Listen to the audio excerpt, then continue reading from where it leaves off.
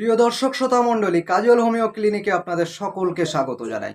প্রত্যেকবারের মতন আজও একটা নতুন এপিসোড নিয়ে আপনাদের সামনে উপস্থিত হয়েছি। তো অবশ্যই বুঝতে পেরেছেন থাম্বনেল দেখে যে ভিডিওটি কি বিষয় নিয়ে হতে চলেছে। তো বন্ধুরা, বিষয়টি হলো খুব ভেরি ইম্পর্টেন্ট, যা দৈনন্দিন জীবনে এই শীতকালীনে যে সচরাচর গ্যাস হয়, শীতের যে শাকসবজি, সেই শাকসবজি খাওয়ার জন্য যে গ্যাসটা হয়, সেই শীতের জন্য, সেই গ্যাসের জন্যই আমি আজকের এই উপস্থাপনাটি আপনাদের সামনে নিয়ে এসেছি। তো বন্ধুরা, এই গ্যাসের জন্য আজকাল সবাই ভুগছেন, সবাই। সেই বিষয়টা নিয়ে আজকের আলোচনা করতে চলে এসেছি। তো এই শীতের সময় কেন আমাদের গ্যাসটা হয়, এটা জানা অত্যন্ত জরুরি।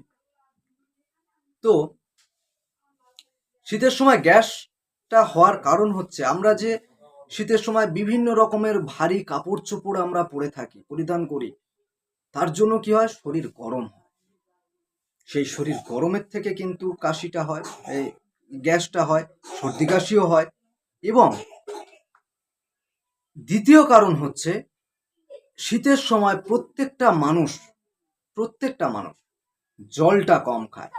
সেই জল কম খাওয়ার জন্যও কিন্তু আমাদের শরীরে গ্যাসের ভাগটা বেড়ে যায়। এবং এই জল কম কম খাওয়ার জন্য কি হয় না, পায়খানাটা ক্লিয়ার হয় না। ক্লিয়ার না হলে শরীরে গ্যাসের সৃষ্টি হয়।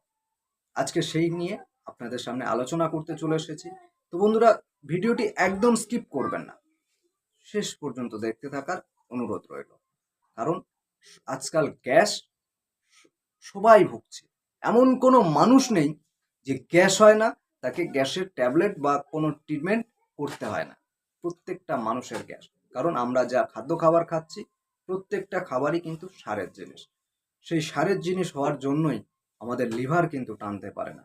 আর এই শীতকালীনে কেন হয়, এই যে কাপড় চোপড়, সব সময় কাপড় চোপড় পরে থাকা, তার যে গরম এবং শরীরের গরম, দুটো মিলিয়ে লিভার মানে কমজোরি হয়ে যায়, দুর্বল হয়ে পড়ে, যার জন্য গ্যাসটা হয়।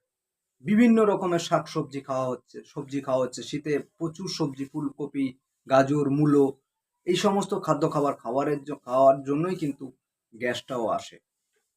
এবং এই সময় কিন্তু, শীতের সময় বিশেষ করে জলটা অত্যন্ত পরিমাণে খাওয়া জরুরি, বেশি অন্তত 4 লিটার।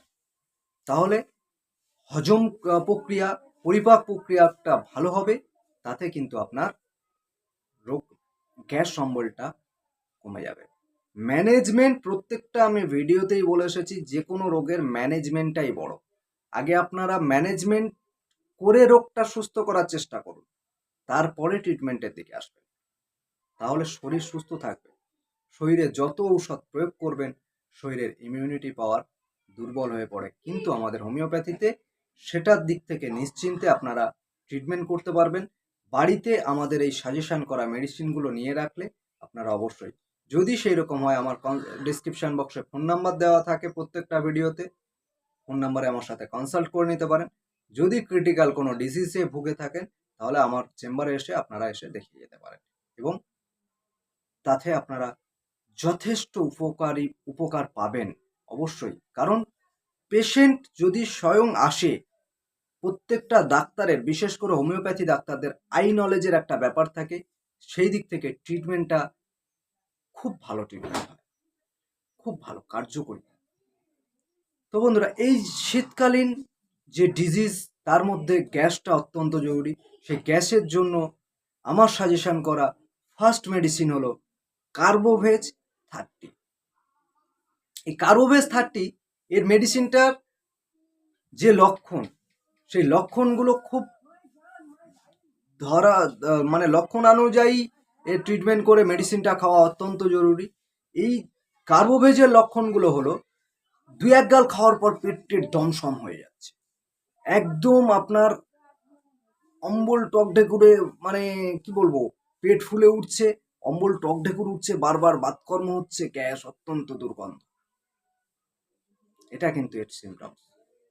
তখন এই কার্বোভেজ এই 30 এই মেডিসিনটা 2 ফোঁটা করে দিনে 3 বার খাবেন, দেখবেন আপনার এই গ্যাস চিরতরে রিমুভ হয়ে যাবে, চিরতরে। এবং আমার সাজেশন করা যে সেকেন্ড মেডিসিন, সেই সেকেন্ড মেডিসিনটা হলো পালসেটিলা 30। এই পালসেটিলা 30টা খুব কার্যকরী মেডিসিন এই উইন্টার সিজনে। এই পালসেটিলার কাজ প্রচুর প্রচুর কার্যকরী, হোমিওপ্যাথি জগতে এর সুনামখ্যাত মেডিসিন। এই পালসেটিলা 30টা এটা কিন্তু মানে মাছ, মাংস, ডিম, দুধ, ঘি অতিরিক্ত খাওয়ার ফলে যে গ্যাসগুলো হয় শরীর গরমের ফলে, সেই এর দিক থেকে কিন্তু এই মেডিসিনটা খুব কার্যকরী। তো এই মেডিসিনটা 2 ফোঁটা করে দিনে 3 বার খালি পেটে খাবেন, দেখবেন আপনার এই উইন্টার সিজনের গ্যাস থেকে মুক্তি পেয়ে যাবেন। হাজার হাজার টাকা যে allopathy capsule, allopathy injection, allopathy syrup খাচ্ছেন, সেটার থেকে আপনারা মুক্তি পাবেন। তো এই ঔষধটা অবশ্যই কিন্তু খুব কার্যকরী, এই পালসেটিলা 30টা এটা খাবেন। এবং আমার সাজেশন করা যে থার্ড মেডিসিন, সেই থার্ড মেডিসিনটা খুব ইম্পর্টেন্ট। তবে এই মেডিসিনটা যত কম খাওয়া যায় তত ভালো। এটা গ্যাস, অম্বল, অ্যাসিডিটি এত হচ্ছে যে কিছুতেই রিমুভ করতে পারছেন না, কিছুতেই না। গলার কাছে যেন নুটির মতন বেঁধে থাকছে, বারবার জল খাচ্ছেন, যাচ্ছে না। এবং এর এতটাই গ্যাস হয় যে পায়খানাও পর্যন্ত ক্লিয়ার হয় না। পায়খানা করার পর মনে হয় যেন আরও একটু পায়খানা হলে ভালো হতো, যার জন্য মানে দীর্ঘ সময় ধরে পায়খানা বসে থাকতে হয়। সেই গুরুত্বপূর্ণ সেই মিরাক্কেল মেডিসিনটা হলো নাক্স ভূমিকা 30। এই মেডিসিনটা কেন বলেছি বেশি খাওয়া উচিত নয়? এই মেডিসিনটা খেলে কি হয়, আমাদের অন্যান্য হোমিওপ্যাথিক মেডিসিনগুলো কেটে যায়।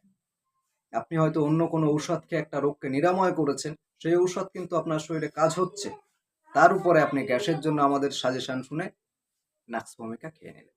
তাহলে কি হবে, আপনার আগের মেডিসিনগুলো কিন্তু কেটে যাওয়ার সম্ভাবনা থাকে। সেই কারণেই বললাম যে এই মেডিসিনটা কিন্তু সর্বক্ষেত্রে কার্যকরী না করাটাই ভালো। তো এই 3টে মেডিসিনেই কিন্তু আপনার গ্যাস রিমুভ হতে বাধ্য। যদি সেই রকম বেশি গ্যাসের সম্মুখীন হন, এই মেডিসিনগুলোর 30 পোটেন্সি থেকে 200 নেবেন, দেখবেন কাজ হতেই হবে। তো বন্ধুরা, এই টপিকটি আজকের এই পর্যন্ত।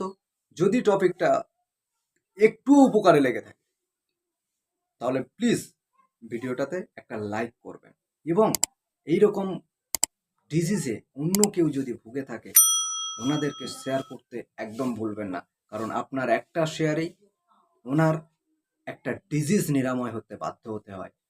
তো অবশ্যই শেয়ার করবেন, প্রচুর প্রচুর পরিমাণে শেয়ার করবেন। এবং এই রকম রোগের চিকিৎসামূলক ভিডিও পেতে গেলে অবশ্যই চ্যানেলটিকে সাবস্ক্রাইব করবেন এবং পাশে থাকা বেল আইকনটি প্রেস করতে একদম ভুলবেন না। না হলে আমি নিত্য নতুন যখন ভিডিও আপলোড করব তখন কিন্তু আপনি নোটিফিকেশন পাবেন না এবং আপনি ভিডিওটি মিস্টেক করে যাবেন। তো সবাই সুস্থ থাকবেন, ভালো থাকবেন, সকলকে সুস্থ রাখার চেষ্টা করবেন। নমস্কার।